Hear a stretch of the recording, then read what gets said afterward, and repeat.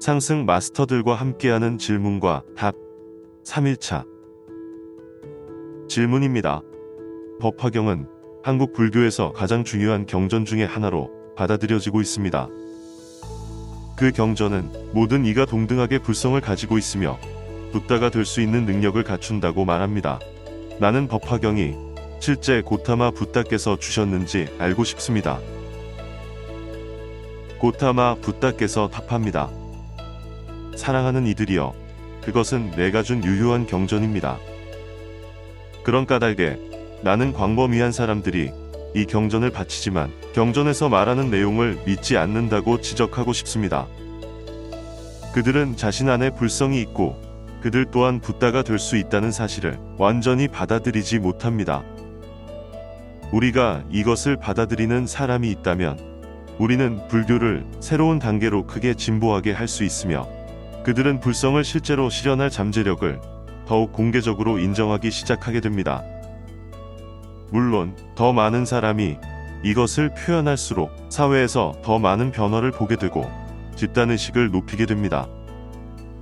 이제 내가 불성이라는 용어를 모든 개인에게 내재되었다고 사용할 때 이것은 모든 개인이 그리스도가 될 잠재력이 있다는 예수의 가르침과 다르지 않다는 사실을 이해해야 한다고 말할 수도 있습니다. 그것들은 서로 다른 개념이 아니며 단순히 다른 시대, 다른 문화에서 주어졌습니다. 물론 우리가 이전에 배웠듯이 어떤 미묘한 차이를 논할 수 있는 과정에 있으며 그리스도 의식은 더 많은 다른 사람을 도우려고 손을 뻗으며 통과하는 단계이고 이후 내가 암자로 물러나서 가르쳤듯이 세상에서 물러나 보다 내면에 정박하는 붓다 의식이나 동양에서 종종 붓다 의식으로 보는 상태로 됩니다. 반면 예수는 밖으로 나가서 그곳에 있는 사람들을 만났습니다. 다시 말해서 붓다 의식과 그리스도는 서로 다르지 않으며 단지 서로 다른 단계이고 붓다 의식의 여정을 받아들일 준비가 된 사람이 있지만 우선 일부 단계를 통과할 필요가 있으므로 동양에서 태어났어도 붓다 의식의 여정을 받아들일 준비가 실제로 되지 않은 많은 사람 또한 있습니다. 따라서 그들은 불성에 실제로 준비가 되기 전에 그리스도 의식을 통과해야 합니다. 이것은 물론 영적인 가르침을 줄 때 항상 있는 중요한 문제의 하나입니다. 어떤 영적인 가르침이나 특정한 의식 수준을 위해 주어지며 사람들이 그 의식 수준에 없다면 그들은 가르침의 내면적인 의미를 파악할 수 없고 그 가르침을 외부의 종교로 만들게 됩니다. 우리가 이전에 언급했듯이 심지어 불교가 외형적인 전통과 의례에 깊이 빠져 아주 형식적이 되고 사람들이 외형적인 의례를 행하면 자동으로 진보하게 된다고 생각합니다.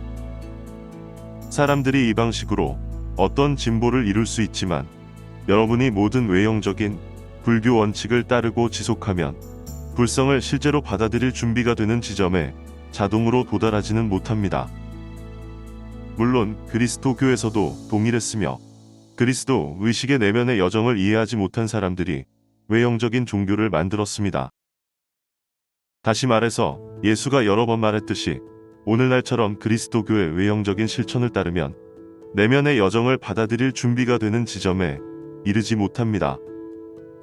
따라서 외적인 가르침과 외형적인 의례를 넘어서 보고 내면의 여정과 내면의 메시지를 파악해야 하는 인식의 성장이 매우 절실합니다. 상승 마스터들로서 우리가 오늘날 가르치는 내용은 정확하게 여정이 서로 다른 수준을 가지고 있고 서로 다른 수준에서 서로 다른 가르침을 필요로 합니다. 따라서 많은 사람이 실제로 불교 문화에서 성장했던 동양에 있으며 그리스도 의식의 여정에 대해 이 시대에 우리가 발표한 가르침을 공부하면 아주 커다란 혜택을 볼 수 있습니다. 왜냐하면 그 사람들이 붓다 의식의 여정에 더 준비가 잘 되도록 하는 점진적인 여정을 걸을 수 있기 때문입니다. 물론 비록 내가 외형적인 지침으로 불교 수행의 8가지 실천을 주려고 노력했지만 외형적인 체계를 따르면서 마음을 내면의 여정으로 열리게 한다는 보장은 없습니다. 이것은 여러분이 내면의 여정을 걷고자 하는 용의를 의식적인 인식, 의식적인 결정으로 해야만 합니다. 그래서 여러분이 불교 문화권에서 태어났기 때문에 붓다의 진정한 내면의 여정의 준비가 되었다고 추정하는 일이 최상의 접근 방식이 아닌 이유입니다.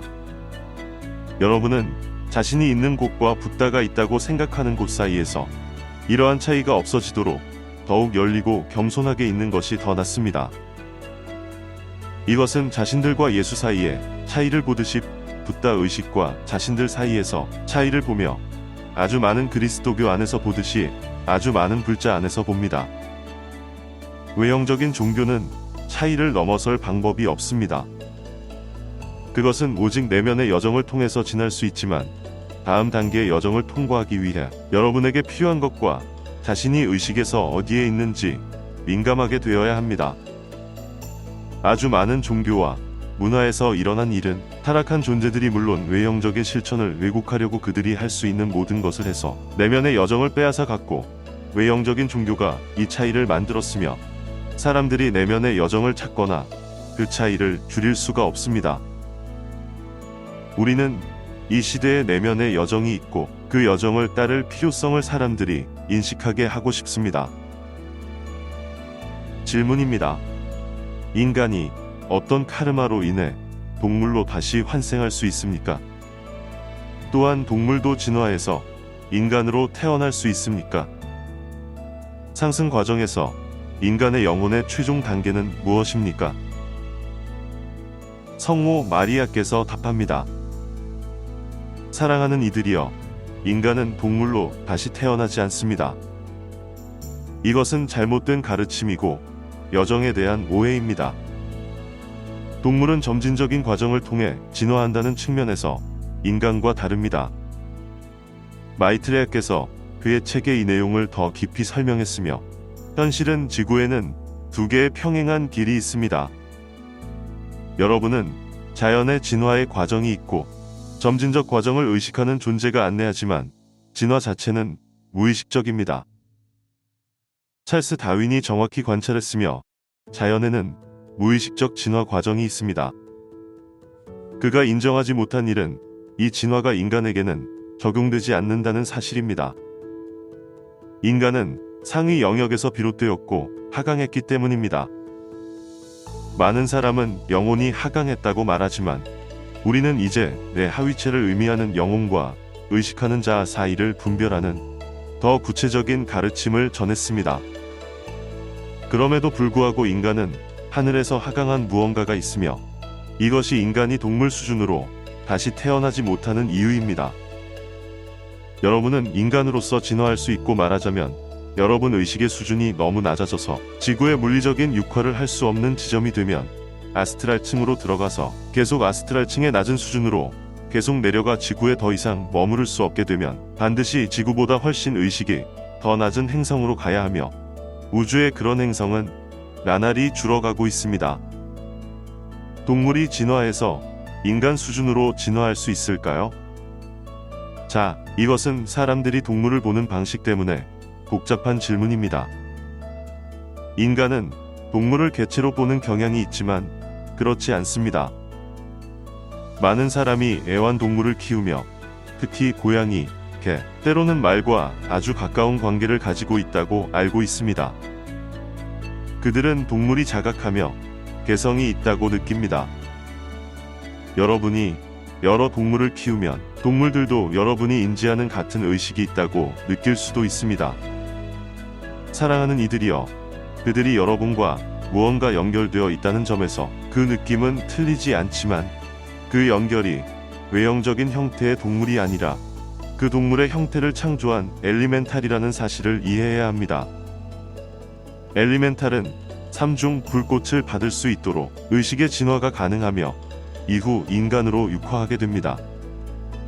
지금 육화 중인 사람 중의 일부는 엘리멘탈로 출발했습니다. 하지만 어떤 사람이 여기에서 처음 인간으로 태어났다면 인간 이전에는 고양이나 개였다고 단순하게 말할 수 없습니다. 엘리멘탈이 예를 들어 개나 고양이로 나타나지만 개나 고양이가 인간 형태로 이동하지는 않습니다. 인간과의 교류를 통해 어떤 인간의 특성을 얻고 스스로 개나 고양이로 완전히 동일시하지 않는 자각 수준에 도달한 엘리멘탈이 인간으로 육화하려면 동물 형상을 뒤에 남겨두고 초월해야만 합니다. 질문입니다. 상승 과정에서 인간 영혼의 최종 목적지는 무엇입니까? 성모 마리아께서 답합니다. 다시 말해, 이 질문은 대부분의 사람이 가지고 있는 영혼에 대한 개념 때문에 다소 복잡합니다. 대부분의 사람은 영혼이 하강했고, 그리고 영혼이 상승한다고 말합니다. 앞에서 언급했듯이 우리는 조금 더 복잡한 가르침을 전했는데, 대부분의 사람이 영혼이라 부르는 요소가 사실은 우리가 내 하위체, 하위 존재라 부르는 것입니다. 영혼은 여러분의 의식하는 자아가 물질계의 내 수준과 상호작용하기 위해 만든 이동수단입니다. 상승하기 위해서 의식하는 자아는 반드시 지구의 무엇과도 자신을 동일시하지 않는 원래의 순수한 상태로 돌아가야 합니다. 어떤 의미에서 사람들이 영혼의 개념을 폭넓게 사용한다면 영혼이 상승한다고 볼 수도 있지만, 우리가 사용하는 좀 더 구체적인 개념으로 본다면 영혼은 사실상 분해되고 의식하는 자아가 상승하게 됩니다. 상승 과정의 목적은 물론 여러분이 상승 마스터가 되는 것입니다. 상승 마스터가 되면 여러분은 선택할 수 있습니다. 지구에 남아 아직 상승하지 못한 형제 자매의 의식을 높이도록 봉사합니다. 또는 계속 나아가 영적인 세계에서 다른 일이 할당되도록 선택할 수 있습니다.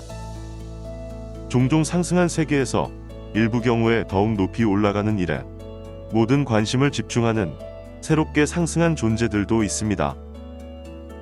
그래서 궁극적으로 이전의 구체와 영적인 세계의 수준을 통해 위로 오르는 과정은 우리가 소위 창조주 의식이라고 부르는 수준에 도달하는 것이며, 여기에서 여러분은 자신의 권리로 여러분이 사는 세상과 같지만 개별적인 특성이 있는 우주를 창조할 수 있는 창조주가 됩니다.